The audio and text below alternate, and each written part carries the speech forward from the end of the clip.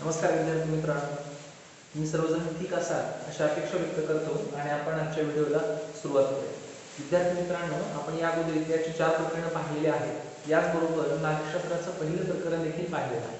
आज आपण नागरिकशास्त्राच्या दुसऱ्या प्रकरणावर सुरुवात करतोय. प्रकरणाचं नाव आहे संविधानाची उद्देशिका. तत्पूर्वी जे पहिलं प्रकरण आपण पाहिलेलं होतं त्या पहिल्या प्रकरणाचा थोडासा आपण आढावा घेऊया आणि त्यानंतर आपण दुसऱ्या प्रकरणाला सुरुवात करूया.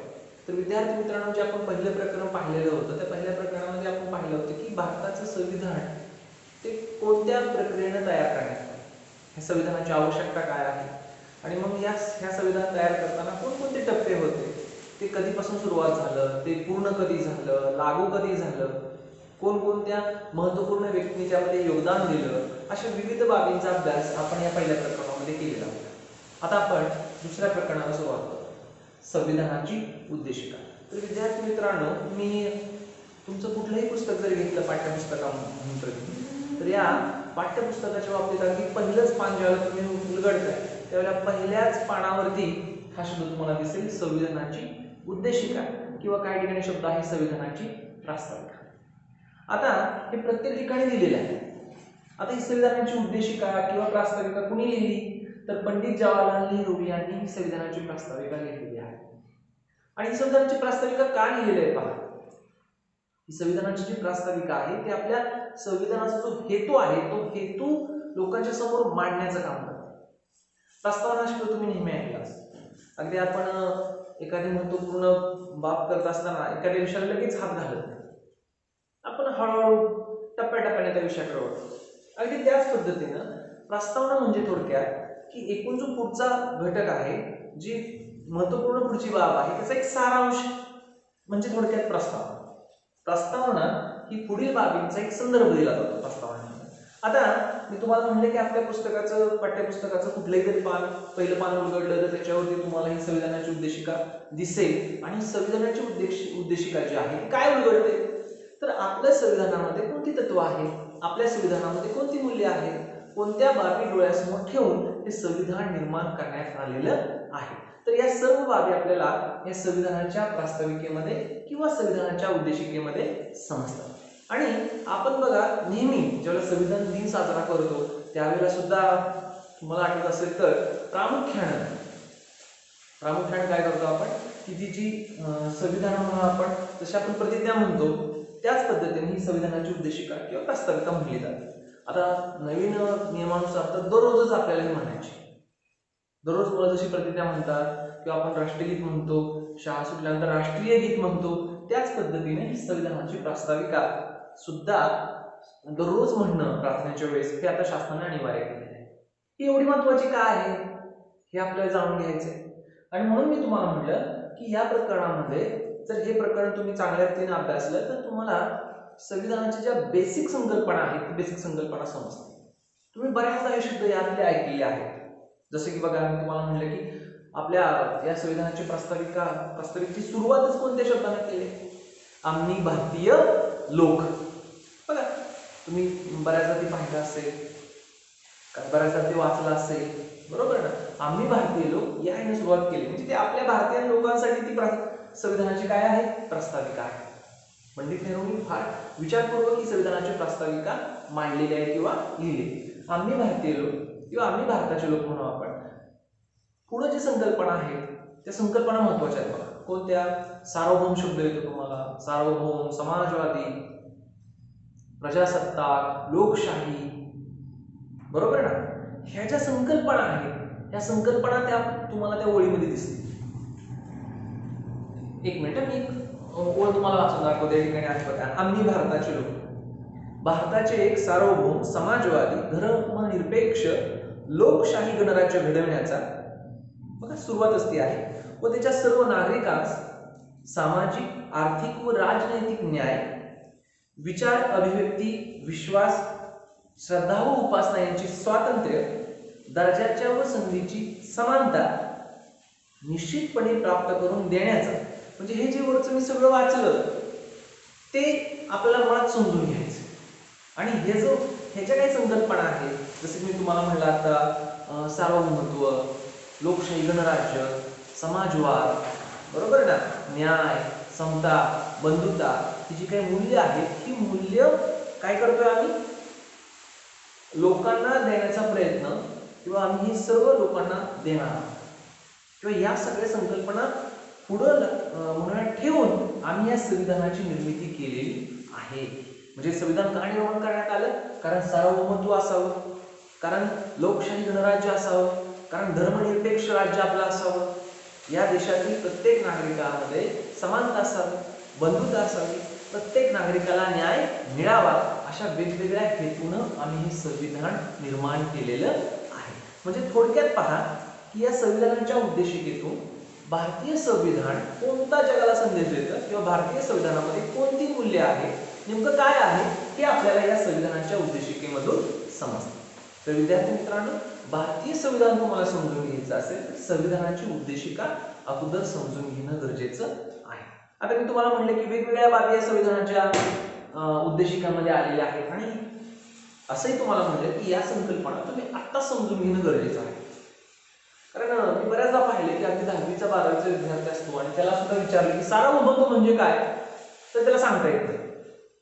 लोकशाही म्हणजे काय ते सांगता येत नाही. गणराज्य म्हणजे काय कळत नाही. आम्हाला न्याय मिळाला पाहिजे असं आपण प्रत्येक जण म्हणतो, पण न्याय म्हणजे काय हे कळत नाही. म्हणून मी तुम्हाला म्हटलं की ह्या प्रकरणामध्ये संविधानाच्या ज्या बेसिक कन्सेप्ट आहेत ते आपल्याला अभ्यासायचे. म्हणून ह्या बेसिक कन्सेप्ट तुम्ही काळजीपूर्वक लक्षात ठेवा. एक आयुष्यभर एक सामान्य ज्ञान किंवा एक प्रत्येक व्यक्तीला ह्या कन्सेप्ट माहितीच असल्या पाहिजे. आपण आपल्या देशाचे नागरिक आहोत आणि एक सुजाण नागरिक आहोत. आणि सुजाण नागरिक आपण ज्यावेळेला म्हणतो किंवा एक उत्कृष्ट आपण म्हणू एक आदर्श नागरिक आपण ज्यावेळेला आपण म्हणतो त्यावेळेला आपल्या ज्या पायाभूत संकल्पना आहेत त्या आपल्याला माहिती असणं गरजेचं आहे. आता पहिली संकल्पना आपण घेऊया. तुम्हाला मागे सांगितलं बघा, पहिली संकल्पना आहे सार्वभौम राज्य.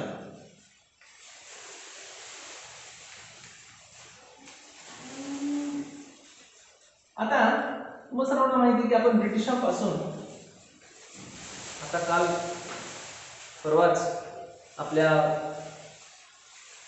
देशाचा स्वातंत्र्य दिन आपण चांगल्या अतिशय पद्धतीने साजरा केला. ह्या वर्षी कोविडमुळे फारसा आपल्याला तो करता आला नाही, तरी जेमतेम पद्धतीने म्हणेन मी किंवा आपल्याला ज्या पद्धतीने जमेल त्या पद्धतीने का होईना आपण तो साजरा केला.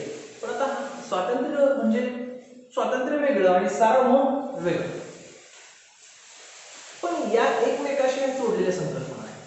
सार्वभौम राज्य म्हणजे काय बघा, मी तुम्हाला आता सांगलं की इंग्रजांच्या गुलामगिरीतून आपण आपल्या देशाची मुक्तता केली आणि त्यानंतर आपण स्वतंत्र झालो. आता स्वतंत्र झालो म्हणजे आपण आपले निर्णय घ्यायला समर्थ झालो. पण सार्वभौम याचा नेमका अर्थ थोडासा लक्षात घ्या. आज बरेचसे देश असे आहेत की जे स्वतंत्र आहेत पण सार्वभौम नाही. जसे की आता आपल्या शेजारी एक देश आहे बघा तिबेट, स्वतंत्र आहे, स्वतंत्र देश आहे. या देशात म्हणूया आपण की कोणाच्याही त्याच्या देशावरती तसं म्हणायला गेलं तर कोणाच्या गुलामगिरीत तो देश नाही, तो स्वतंत्र आहे पण सार्वभौम नाही. का? सार्वभौम म्हणजे काय, तर आपण आपले निर्णय घ्यायला संपूर्णपणे समर्थ असणं, आपल्यावरती इतर कोणाचंही नियंत्रण नसणं म्हणजे सार्वभौम. जो निर्णय आपल्याला देशाच्या हितासाठी घ्यायचा आहे तो आपण समर्थपणे आपण घेणं, देशातील नागरिकांनी घेणं. हा निर्णय घेताना अन्य कोणाचाही हस्तक्षेप चालत नाही.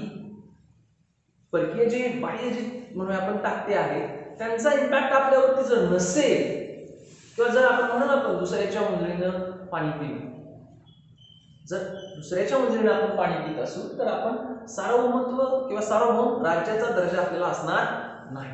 आता मी उदाहरण दिलं तुम्हाला तिबेटचं, स्वतंत्र आहे तिबेट पण सार्वभौमत्व नाही, त्यांच्यावरती परकीय नियंत्रण आहे, स्वतःचे निर्णय घ्यायला त्यांना परवानगी नाही. आणि कोणत्या देशाचं त्यांना तिबेट अधिग्रहण केलेलं आहे तुम्हाला माहितीच आहे. आपला फार जवळचा मित्र देश चीन सध्या फार बोलबाला आहे या विषयाचा, त्यामुळे फार तिकडे न जाता चीननं तिबेटला अधिग्रहित केलेलं आहे. तिबेट हा सुरुवातीला एक स्वतंत्र देश होता. दलाई लामा तुम्हाला माहित असतील की त्यांना भारताने शरण दिलेलं आहे. ते भारतामध्ये अजूनही एवढ्या अगदी फार लवकर ते भारतामध्ये निघून आले. चीननं अधिग्रहण तिबेटचं केलं त्या आज ते भारतामध्ये आहेत, भारताने त्यांना शरण दिलं. आणि तिबेटला स्वतंत्र आहे पण सार्वभौम नाही, तो नियंत्रणाखाली आहे, स्वतःचे निर्णय घेऊ शकत नाही. कळालं असेल तुम्हाला सार्वभौम म्हणजे काय?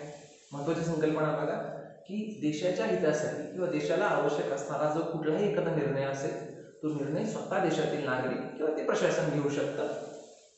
इतर कुठलीही बाह्य जी परकीय म्हणून शक्ती आहे त्याचा कुठलाही संबंध त्याच्याशी जर नसेल, कोणाचंही वर्चस्व त्या देशावरती जर नसेल, तर त्या देशाला कसलं राज्य म्हणायचं? सार्वभौम राज्य.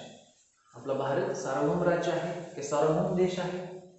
राज्य म्हणजेच थोडक्यात देश या संकल्पनेचा शब्द घेतला की म्हणा महाराष्ट्र, तो संकल्पना तो संदर्भ इथे घेऊ नका. तर सार्वभौम इतर कोणाचं नियंत्रण आपल्यावरती नसणं, आपण स्वतःचे निर्णय घेणे. मी तुम्हाला म्हणलं की भारत सार्वभौम राज्य आहे, सार्वभौम देश आहे आपला, आपल्यावरती कोणाचे नियंत्रण नाही, अन्य कोणाच्या सांगण्याप्रमाणे आपण आपले निर्णय घेत नाही. असे बरेच देश आहेत. तिबेटचं मी तुम्हाला उदाहरण दिलं. सिसिली आहे बघा, इटली बशी, सिसिली बेट आहे छोटंसं, पण इटलीचं त्याच्यावरती आहे, एक हक्क त्याच्यावरती. असे बरेच जगामध्ये 5-6 तरी देश आहेत की जे स्वतंत्र आहेत पण सार्वभौम नाही. आता हाँगकाँगचा प्रश्न सुद्धा आहे बघा सुरू. चीननं तिकडे सुद्धा आपलं एक वर्चस्व निर्माण करण्याच्या हेतूनं तिथेही काही बाबी सुरू केलेल्या आहेत. तर अशा पद्धतीने सार्वभौम ही संकल्पना तुमच्या लक्षात आली असेल. आता विद्यार्थी मित्रांनो, आपल्या दुसऱ्या संकल्पनेचं नाव आहे समाजवादी राज्य. आता समाजवादी संकल्पना तशी फार जुनी आहे. ह्याच जर ते आपण सुरुवातीला पाहिलं की साम्यवादाची संकल्पना होती. रशिया, चीन यासारख्या देशांनी ती स्वीकारली आहे, पण ती फार काळ टिकली नाही. आणि मग साम्यवादाचं एक म्हणू आपण की भारताने स्वीकारलेलं रूप म्हणजे समाजवाद. भारताने समाजवादाची व्यवस्था स्वीकारली. आता समाजवाद म्हणजे काय हे थोडंसं समजून घ्या. जर आर्थिक दृष्टीने पाहायला गेलं तर दोन दरी किंवा दोन वर्ग तुम्हाला फार मोठ्या प्रमाणात दिसतील. एक आहे गरिबांचं, तुम्हाला माहिती आहे, एक आहे श्रीमंताचं. आणि हे दोन वर्ग, गरीब आणि श्रीमंत, हे दोन वर्ग तुम्हाला दिसतात. आता यामध्ये जी संपत्ती आहे त्या संपत्तीचं केंद्रीकरण कुठल्या वर्गाकडे आहे? गरीबाकडे संपत्ती आहे का श्रीमंताकडे संपत्ती आहे? साहजिक आहे की संपत्तीचं सगळं केंद्रीकरण कोणाकडे आहे? श्रीमंताकडे. आणि मग अशा वेळेला समाजवाद काय सांगतो किंवा समाजवाद म्हणजे काय? तर ह्या गरीब आणि श्रीमंत यांच्यातली दरी कमी करणं म्हणजे समाजवाद. किंबहुना आपण असंही म्हणू शकतो की जे संपत्तीचं केंद्रीकरण न होऊ देणं, म्हणजे श्रीमंत अधिक श्रीमंत झाला नाही पाहिजे आणि गरीब अधिक गरीब नाही झाला पाहिजे. जो पैसा आहे तो पैसा सर्वांच्या हातात समान पद्धतीने राहायला हवा, यासाठी प्रयत्न केला पाहिजे. तुम्ही हा शब्द नेहमी तुम्ही ऐकलेलंच आहे बघा की गरीब अजून गरीब होत चाललाय, श्रीमंत अजून श्रीमंत होत चाललाय. म्हणजे कुठेतरी हा व्यवस्थेचा दोष आहे. आणि मग हे लक्षात घेतलं होतं आपल्या संविधानाचे शिल्पकार आहेत, मग डॉक्टर बाबासाहेब आंबेडकर आहेत किंवा इतर सर्वजण आहेत, या सर्वांनी ही संकल्पना लक्षात घेतली होती की असं व्हायला नको. आणि म्हणून काय करण्यात आलं की गरीब आणि श्रीमंत यांच्यातली दरी कशी कमी करता येईल हे पाहण्यात आलं. आणि या संकल्पनेलाच काय नाव आहे? समाजवाद किंवा समाजवादी राज्य. काय सांगतो समाजवाद?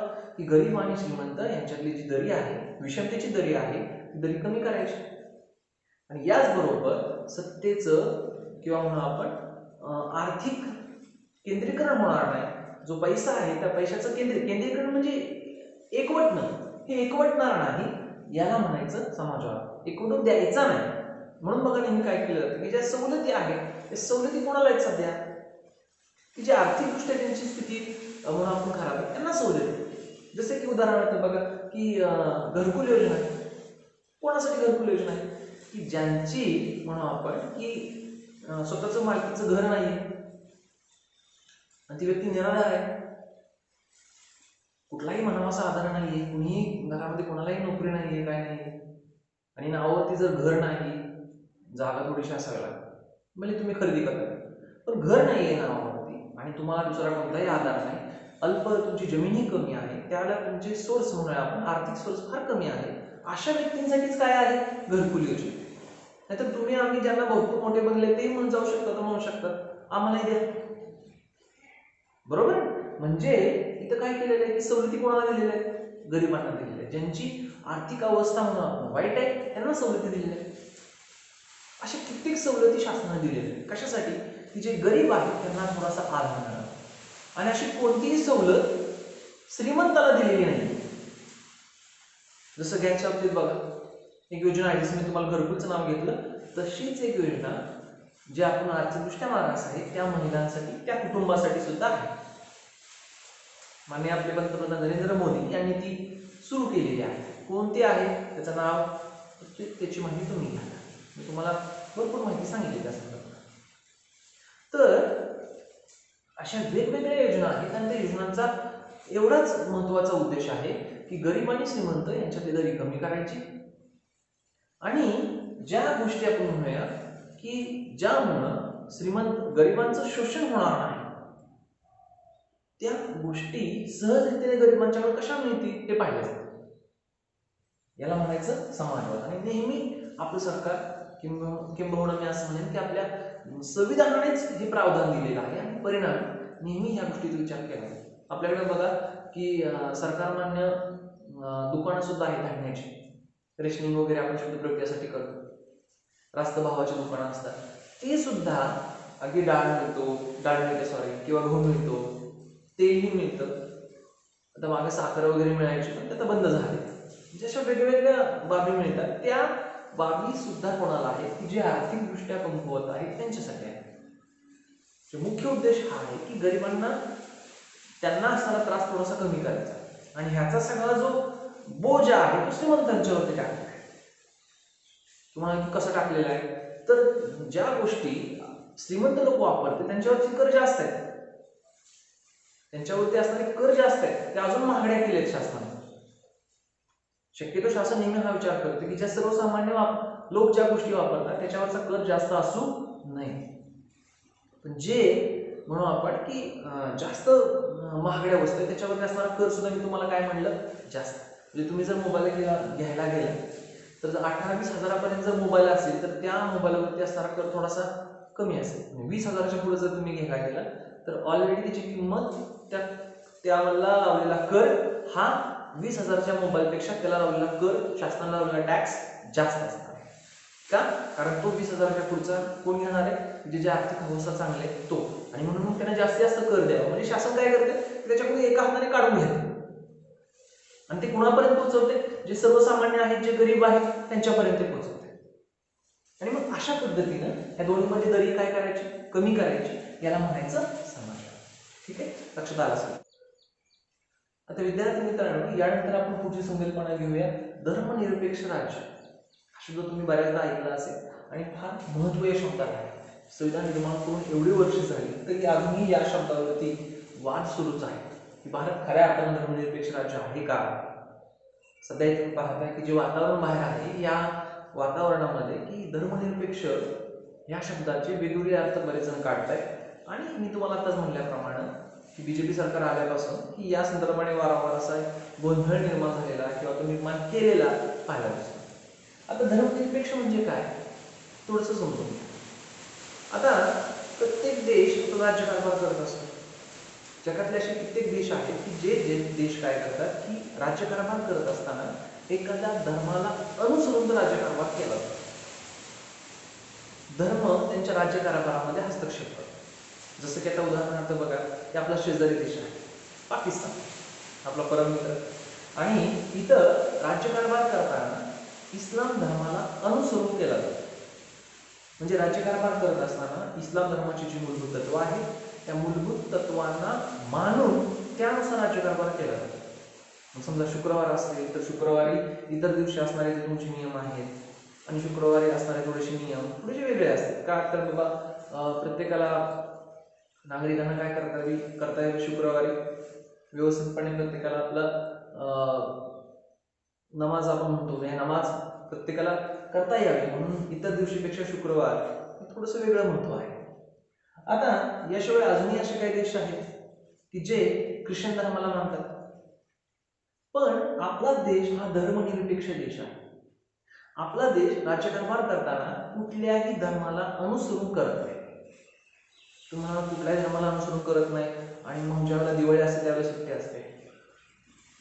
असं म्हणूया आपण या ठिकाणी थोडंसं की बहुधर्म आपल्या देशामध्ये आहे आणि मग बहुधर्म असल्यामुळं एका धर्माला पुढे नेण्यापेक्षा सर्व धर्म समभाव जोपासलेला आहे. धर्मनिरपेक्ष याचा शब्दशः अर्थ आपण पाहायला गेलो तर धर्माला अनुसार राज्यकारभार करायचा. मी तुम्हाला आताच म्हणाले आणि वाद ह्या संदर्भाने आहे. धर्मनिरपेक्ष ही संकल्पना मुळात काय सांगते की कुठल्याही धर्माला अनुसरण नाही. लगेच आपल्याला असं दिसतं की मग ह्या सुट्ट्या कशा काय, बरोबर ना? म्हणून धर्मनिरपेक्ष ही संकल्पना थोडीशी अगदी अशी आपण घेऊया या संदर्भाने की आपल्याला सर्व धर्म समभाव जोपासायचा. एका धर्माला वरचं स्थान, दुसऱ्या धर्माला खालचं स्थान असं करायचं नाही. म्हणून मी तुम्हाला म्हणलं की आपल्याकडे सुट्टी गणेश उत्सवाला सुद्धा असेल, ईदलाही असेल, पारसी नववर्ष दिनालाही असेल किंवा अजून एखादा कृष्णांचा असणारा आपण म्हणा क्रिसमस आहे त्यालाही असेल, बुद्ध पौर्णिमेला आहे, महावीर जयंतीलाही आहे. बघा तुम्हाला सर्व धर्माकडून आपण एक फेरी मारली या ठिकाणी आणि सर्व धर्माला अनुसरून कुठल्याही धर्माला आपण म्हणायचं तर आपल्या देशामध्ये वरचं स्थान न देता सर्व धर्मांना समान स्थानावरती ठेवण्याचा प्रयत्न केलेला आहे.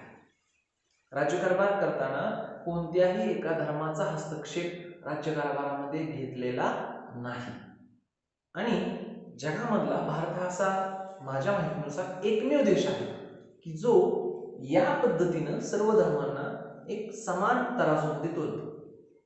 हिंदू धर्मीय इथं संख्या सर्वात जास्त आहे, पण अशी उदाहरणं तुम्हाला फार कमी आढळतील जगाच्या तुलनेनं. म्हणतं तुम्ही म्हणाल की नाही आम्ही ऐकलेलं आहे, नक्की ऐकले असतील, पण तुम्हाला ज्यावेळेला तुमचं वय नक्की वाढेल त्यावेळेला इतर जगातील इतर देशांच्या तुलनेनं तुम्हाला नक्की पाहायला मिळेल की आपल्या देशामध्ये इतर धर्मांच्या बाबतीत एक सहानुभूती, एक आपलेपणा आहे. कारण हिंदू धर्माचं स्वामी विवेकानंद म्हणतात बघा, हिंदू धर्माकडून काय घ्यावं तर सहिष्णुता घ्यावी.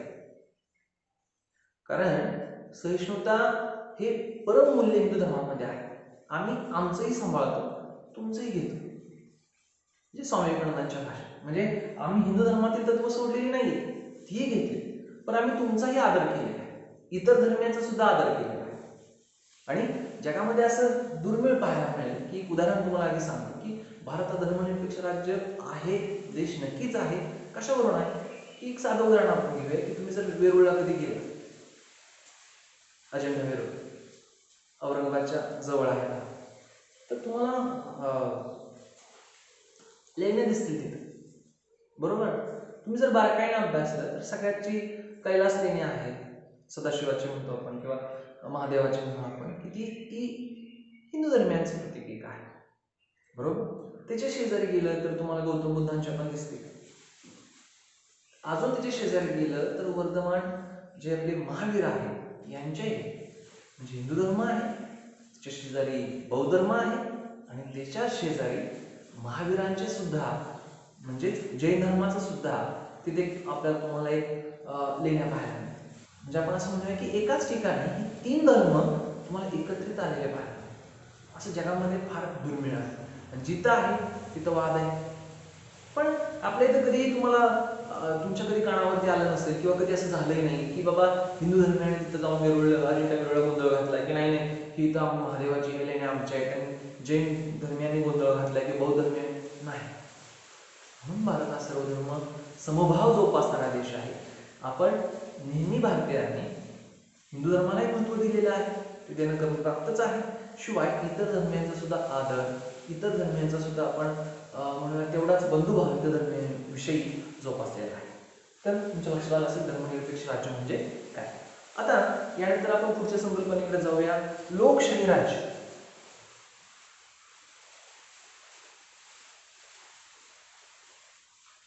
आता शाह्या वेगवेगळ्या आहेत. तुम्ही हुकुमशाही ऐकली असेल, राजेशाही ऐकली असेल आणि लोकशाही.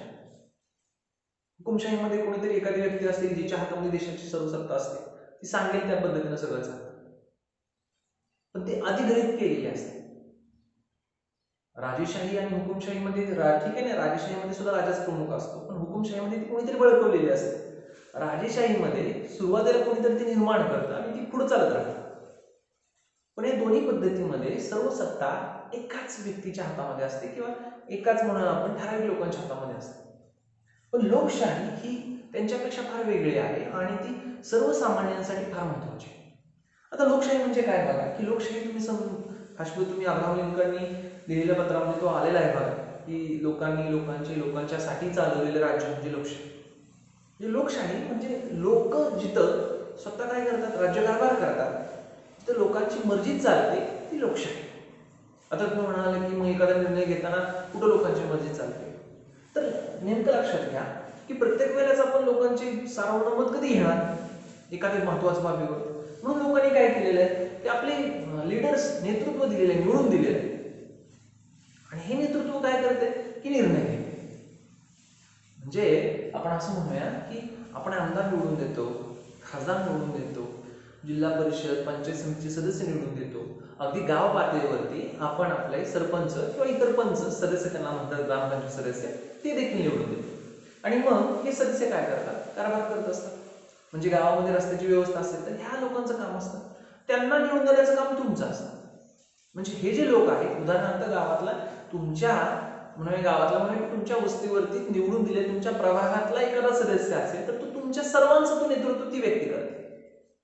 त्यामुळं त्या व्यक्तीचं मत हेच तुमचं मत इथे लक्षात ना. म्हणून ह्या व्यक्तींना काळजीपूर्वक निवडून देणं फार महत्वाची बाब आहे, कारण हे तुमचं नेतृत्व करतात. तुम्ही अशा व्यक्तीच्या हातामध्ये जर आपलं नेतृत्व सोपवलं की जी व्यक्ती कार्यक्षम नाही, तर ही चूक तुमची आहे. बऱ्याचदा असं होतं बघा की एखादा खासदार निवडला जातो आणि एखादा खासदार निवडल्यानंतर जे वर्षामध्ये चालणारं जे आपल्या संसदेचं सत्र आहे, त्या सत्रामध्ये ती व्यक्ती त्या 5 वर्षाच्या संपूर्ण कालावधीमध्ये 30 आणि 40 दिवस जाते फक्त. ही सत्र वर्षातून 3 वेळा भरतात, नाही म्हटलं तर साधारणतः 3 ते 4 महिन्याचा कालावधी असतो. 100-120 दिवस यांचा कार्यक्रम किंवा ह्या संसदेचा कार्यकाल चालत असतो वर्षातून, आणि मग 5-5 वर्षातून ही माणसं 30 आणि 35 दिवस जातात तिकडे. अशी माणसं निवडणं, अशा माणसांच्या हाती आपण आपला राज्यकारभार सोपवणं ही चूक त्यांची नाही तर आपली. आपण मतदार आहोत, कोणाला मत द्यायचं हे ठरवण्याचं काम आपलं आहे, आणि ती चूक मी तुम्हाला म्हणलं आपलं आहे, कारण अशा व्यक्तीला निवडून देणं आणि मग त्याचे परिणाम आपल्याला त्याचे भोगावे लागतात. आता लोकशाहीमध्ये मी तुम्हाला म्हणलं की सत्ता कोणाच्या हातामध्ये आहे, लोकांच्या हातामध्ये आहे. आणि लोक काय करतायत की त्यांनी निवडून दिलेले जे प्रतिनिधी आहेत, ते प्रतिनिधी काय करतायत, आपण म्हणूया की देशाचा किंबहुना त्या व्यवस्थेचा कारभार पाहतायत. आता यामध्ये अशी एक व्यवस्था केलेली आहे की तुम्हाला जर त्यांचा कारभार नाही आवडला तर तुम्ही साधारणतः 5 वर्षांना, साधारणतः का, कारण काही ठिकाणी थोडं वर्षात कमी जास्त पण असू शकतं, पण साधारण 5 वर्ष ठेवलेले. बऱ्याच ह्याचा 5 वर्षाचाच कालावधी आहे. तुम्ही एखादा प्रतिनिधी निवडून दिला की 5 वर्षानंतर परत फेरनिवडणुका असतात, आणि या निवडणुकामध्ये तुम्ही परत मत देऊ शकता आणि आपला प्रतिनिधी बदलू शकता.